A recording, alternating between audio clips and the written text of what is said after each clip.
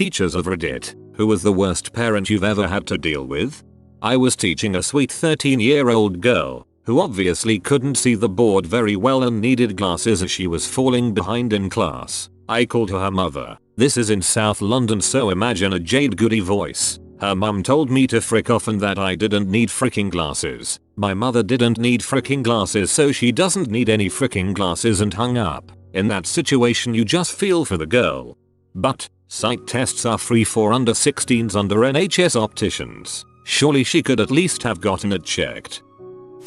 As a music teacher, I had a mother of a student who would crash choir rehearsal for our Christmas concert and try to demonstrate how she had learned to sing O Holy Night when she had been a student. Not only was her pitch 3 cents short of $1, but it took the principal and custodian to escort her out of the rehearsal room. For their part, the students thought it was a planned comedy. It, however, was not. Pitch 3 cents short of $1. I have never heard that phrase, but I somehow know exactly what you mean. I've been pretty lucky. Most of my parents have been cool, supportive, and laid back. I did, however, have one mom who stalked me heavily online, not because she liked me, but because she wanted to constantly talk about her daughter's supposed lack of progress. She sent me friend requests repeatedly, showed up at the school once while I was teaching to ask me why I didn't accept her request. She somehow got my personal email and began emailing my personal email rather than my work email. She also told her daughter to follow me home one day so she could stop by sometime. Thankfully the daughter told me about this in advance and she didn't do it. It finally ended when the daughter was pulled from the school only after a lawsuit was filed declaring negligence on our part for meeting the student's needs. The daughter was a straight B student who didn't really act out too much and seemed to enjoy school. I had a parent of a kindergartner tell me, in all seriousness, that she was told by their church prophet that my student was sent to lead the world into salvation. Her little girl was the second coming of Christ. Gee, no pressure. Here, teach the Christ child to read. Plus, she was one of the meanest children I ever taught. Not the worst, but definitely up there with the stupidest. Currently dealing with a parent who thought that I taught their kid about jihad. We had holidays around the world before our winter break. Each teacher took a holiday and explained it through activities, videos, music, food, etc. I chose Diwali and decorated my room in lights, had a fun writing coloring activity and a child-friendly video about the holiday. The student then goes home and tells the parent that I was teaching about killing and about a religion that started with a J. The parents questioned their child to the point of him crying. I asked him about it and he said that they wouldn't let him leave it alone and he ended up crying for a while about it. The parents said they knew it wasn't the Jewish religion, so then it had to be jihad. What? Jihad? That's a religion. And if it was a religion, why would I be teaching that to my elementary classroom? The best is that the parents CC'd my boss on the email without talking to me at all about it. My boss usually falls on the side of his teachers, so I'm not worried about that, but I just couldn't believe a well-educated adult thought that jihad was a religion. And she asked her husband and he agreed it had to be jihad as well. If that is the mindset going in that child's home, they have a lot to overcome. Beat her kid, sent her back covered in bruises, then threw an absolute fit when we filed a CPS report. We're mandatory reporters, you butthead.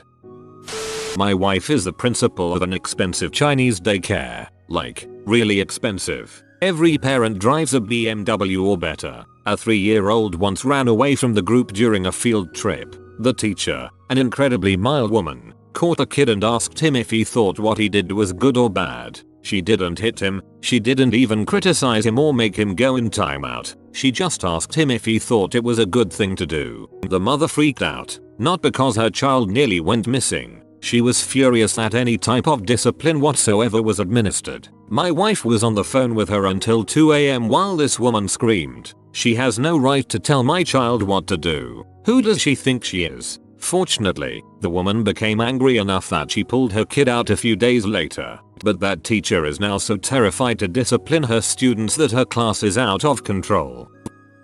My first teaching job, I had a 5th grader who was the worst. He would literally just stand up in the middle of class, laugh like a madman, and run out of my classroom. He also did a few things in the bathroom that no sane child would ever do, mostly involving fesses. I was new, so I asked around to see if this kid had a history of bad behavior. All of his previous teachers said he was actually one of the better behaved kids, and he was pretty smart. No previous history of this kind of attitude or behavior whatsoever. They were baffled. We, and by we I mean all the 5th grade teachers and the principal, met with his parents 4 times in 2 months, trying to determine the cause of all of this. In the first 3 meetings, his parents were cooperative, but seemed a little slow. They couldn't think of any reason why little Jamal, we'll call him Jamal, would act in such a way. In the 4th meeting, I said, listen, kids don't just flip a switch like this. Jamal has zero history of disciplinary problems until this year. Can you think of anything that happened between 4th and 5th grade that might affect his psychological makeup? They said, oh, Jamal's uncle was found shot dead in our home this summer. Jamal was the one who discovered his body, something that could have been brought to my attention yesterday. I just got back from an internship at a German gymnasium, high school directed towards kids who would normally go to college after. This school was also a boarding school and one of the kids is a complete douche waffle. He steals and drinks and bullies everyone else, then plays dumb as if he didn't know what was up. His mother is probably the biggest problem parent I had to deal with at the school, but I was an intern so the real teachers had to deal with way worse I believe. His mother ignores everything bad we told her about her kid. He is a son who can do no wrong to her, and he's too fragile to ride the train home, so every other weekend on holidays she drives across Germany to pick him up. He got caught stealing from 3 other kids that lived next door to him, but his mom always gives some awful excuse like, oh, he's under so much pressure, you all just blame him for everything. Meanwhile this kid is growing up to have no future because he refuses to participate in school and can't stop acting out. There is probably a problem here that needs treatment, but I am a college student and those teachers are way overworked as it is. Not a teacher, but I had a friend who was a preschool teacher. She had a kid that told her she hated seatbelts and won't wear it on the bus. Friend spoke to mother about it. The mother said she screams and refuses to wear it in the car, so she just gave up. The mother was speeding to get to the hospital on a rainy day, kid in the backseat jumping around. She hit water and skidded into a tree and the child was ejected, died on impact. And you can't even say anything, because then you're a heartless monster who doesn't understand their pain. My father once had a parent pull a gun on him during a parent-teacher conference. Eventually they got him to calm down and put it away. One of my favorite moments. I walk into the school office to check my mailbox. A parent of one of my students sees me and says very loudly, almost screaming, "Oh, finally, look, everyone, I found a teacher. Do you realize that I left work early to come here after school to talk to my son's teachers about his report card, and you are literally the only teacher I have found. I went from classroom to classroom and everyone is gone. Do you know what time it is? It's 3:45 p.m. School ended 15 minutes ago. 15 minutes. And you're the only teacher still here. Can you explain to Emmy why everyone is gone? Can you explain to Emmy why every teacher has left the building when school just got out?" I paused, waiting to see if there was more. When I realized he had finished, I said, "All the teachers are in the library. We're having a faculty meeting." The look on his face was priceless. He knew he was in the wrong, but by that point he had committed so fiercely to his anger and righteousness that he couldn't just apologize. So he said, "Well, that's just irresponsible," and he walked out of the office. I worked at a school for blind and visually impaired kids. This woman had a daughter that was blind and mentally delayed but otherwise healthy. They were referred to our school when the daughter was in her mid-teens. Her mother did so much for this girl that she considered completely helpless. She was not, that her legs atrophied and she couldn't stand on her own. We dealt with our share of nightmare parents of various stripes, from the completely uninvolved to control freaks who knew every bureaucratic trick to pull to get what they wanted, but this one, the one that cared so much for her daughter that she crippled her even further, is the one I think back to the most often. It was a constant battle to get her to back off and let her daughter learn to be an independent person. I had the parents of a Muslim student demand to me that their son be excused while my student teacher taught lessons to the class because she is a woman and no son of theirs would be taught by a woman. I told them that's fine, but he's still responsible for the materials he missed. This would be every class over a 3-week period. They freaked out, told me I was discriminating against them, and went to the principal over my head, who promptly told them that their son would be responsible for any material he missed. My roommate is a preschool teacher. She has a student in her class who is very rambunctious, and she has a pretty good line of communication with the boy's mother, as she is not in denial about her son's behavioral issues. She also has a girl in her class who is spoiled rotten, used to getting everything she wants immediately. One afternoon, my roommate was waiting on parents to pick up the kids, and she was chatting with the mother of rambunctious boy. All of a sudden, the mother of spoiled girl bursts into the room. She starts yelling at rambunctious boy. Apparently he had pushed spoiled girl on the playground the day before. Spoiled girl didn't tell my roommate or the other teacher, just her mom, and she also told her mom that rambunctious boy didn't get punished, since she didn't say anything to the teachers. Mom decides to take this out not on the teachers, but on this 4-year-old boy. She screams at him not to touch her daughter and that there would be consequences and blah blah. Obviously, rambunctious boy starts crying. My roommate and the other mother are just in shock, and spoiled girl and her mom turn and leave in a huff. Congratulations, lady, you just bullied a 4-year-old into crying. I really hope you feel good about yourself. A parent created an extremely extensive treatise on how the traditional methods of grading should be scrapped. They ended up emailing it to every staff member in the school. They did not, however, ever address the fact that their child did not turn in a single homework assignment between December and June. My wife's school was having a really hard time involving their parents in their kids' homework. The kids on average have poor test scores, poor intelligence, low motivation, etc. Common problems today. So what they tried to do was start an after-school program where parents would come in and help their kids with their homework. Kinda defeats the purpose of homework, but whatever. None of the parents showed up. Not surprising, I suppose. Here's where it gets interesting. So they decided they were going to raffle off a ham at each after-school homework event. Amazingly, parents started showing up. I would have to drive with my wife every once in a while to Walmart to buy a ham, because the parents showed up for a 1 in 500 chance to win a ham. They wouldn't come in for their kids, but they'd come in for a freaking chance at ham. Blows my mind to this day.